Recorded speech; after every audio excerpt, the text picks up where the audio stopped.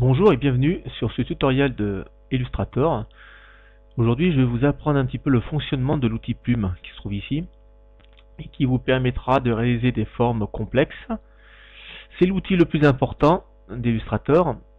Il n'est pas facile à apprendre au premier abord, mais avec un peu d'entraînement, ça devient un outil très sympa à utiliser et qui vous ouvriront pas mal de possibilités en termes de réalisation graphique. Donc je vais déjà commencer par supprimer le fond et garder que le tracé, le contour donc, pour une meilleure lisibilité. Donc je prends mon outil Plume et je crée un point d'ancrage, ce petit carré bleu qu'on voit bien marqué point d'ancrage. Je vais en créer un deuxième un peu plus loin et là si j'appuie qu'une fois et que je relâche tout de suite, ça va me créer une ligne droite. Vous voyez, une belle ligne droite. Si je veux avoir une courbe tout de suite, ce que je peux faire, c'est que je appuie toujours avec le bouton gauche de la souris, mais au lieu de le lâcher, je le garde appuyé et je déplace légèrement ma souris. Et là, vous voyez, vous créez une courbe. Alors, la courbe est créée et vous avez des petites lignes qui apparaissent.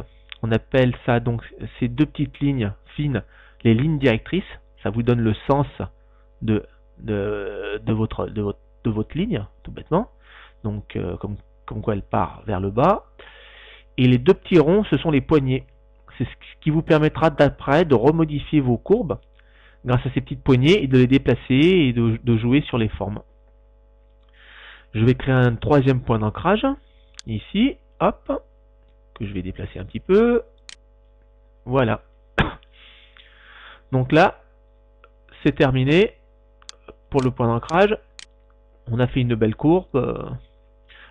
Sachez que des points d'ancrage, vous pouvez refaire autant que vous avez envie sur les lignes sur des tracés que vous avez envie.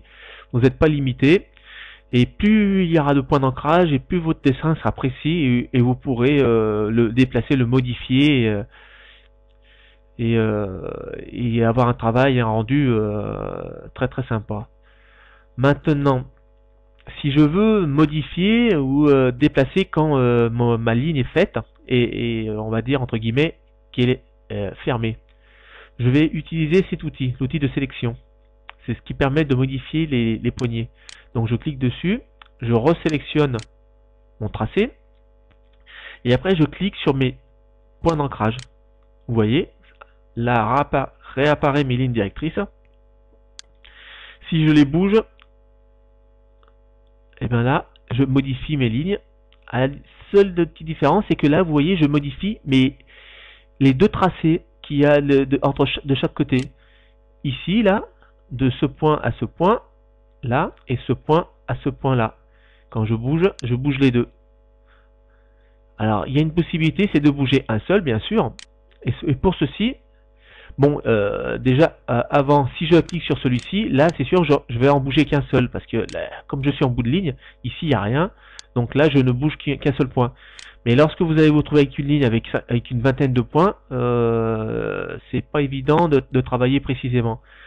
Donc, pour bouger qu'un seul point, donc si, admettons, je veux bouger que celui-ci, c'est très simple. Vous prenez votre clavier et vous appuyez sur le bouton Alt, que vous laissez appuyer. Vous voyez, sous mon curseur apparaît une petite croix.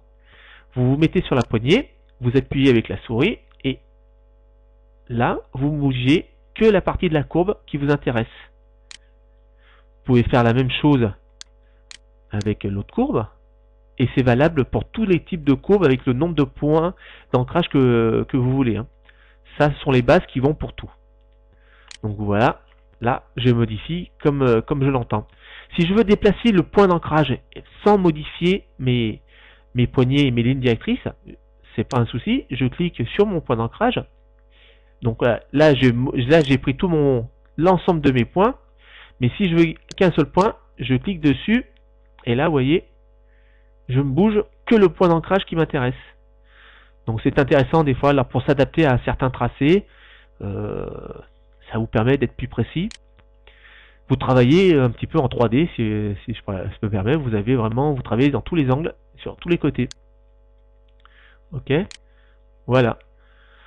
Maintenant, si j'ai envie de rajouter un point d'ancrage, tout bête, hein, parce que avec les points que j'ai là actuellement, et je ne peux pas travailler assez précisément, donc je retourne sur mon outil plume là, et je clique dessus et je laisse appuyer. Et là, vous voyez apparaître les outils pour créer des points d'ancrage ou supprimer les points d'ancrage, et l'outil conversion qui ne sert pas à grand chose, qui est un peu le doublon de l'outil de sélection direct, qui fait un peu les mêmes choses, donc qu'on utilise très peu, que je vous qui vaut, à mon avis, ça ne vaut pas trop le coup de connaître, mais que vous pouvez toujours utiliser si vous prend l'envie, hein, vous verrez que ça n'apporte pas grand chose. Donc je vais créer un point d'ancrage. Donc je me mets donc toujours sur ma ligne directrice, et à l'endroit où je veux mettre mon point, hop, là j'ai créé mon point d'ancrage. Je fais la même chose ici si je veux, et je peux en créer autant que j'en veux, c'est pas un souci. Vous n'êtes pas limité dans le temps et ni dans l'espace, vous pouvez tout créer tant que vous avez une ligne avec au moins 2 points d'ancrage. Entre les 2 points d'ancrage, vous pouvez créer autant de camps d'ancrage que vous voulez. Maintenant je veux les supprimer, je les supprime, je vais donc suppression point d'ancrage, et vous allez voir, quand je vais supprimer ce point d'ancrage, ça va me modifier la courbe. La courbe va devenir plus rectiligne. Parce que comme j'ai créé un point d'ancrage qui était sur la courbe, si je supprime le point d'ancrage qui est sur cette courbe, la courbe, automatiquement, elle s'adapte par rapport au point d'ancrage qu'il y avait avant. Et comme il a pris en date que le dernier point d'ancrage, eh ben vous perdez ce que vous aviez avant, tout bêtement. Donc là pareil, si je le supprime, vous voyez, ça me modifie. Après c'est toujours pareil, hein, vous pouvez toujours revenir en arrière et remodifier, vous adapter, ou tout simplement faire CTRL Z pour supprimer le point d'ancrage et revenir, en fait supprimer l'interaction et revenir en arrière. Et vous pouvez supprimer tous vos points ainsi en faisant CTRL Z. En fait, vous supprimez tous les clics de la souris que vous avez fait. Petit à petit, vous les supprimez. Mais en l'occurrence, c'est pas le but recherché. Donc, vous remodifiez vos points. Et là, vous avez votre ligne. Maintenant, vous allez me dire, mais si je veux avoir de la couleur, avoir une forme spéciale ou recherchée. Donc là, mettons, je resélectionne donc mon tracé et je vais y mettre une couleur.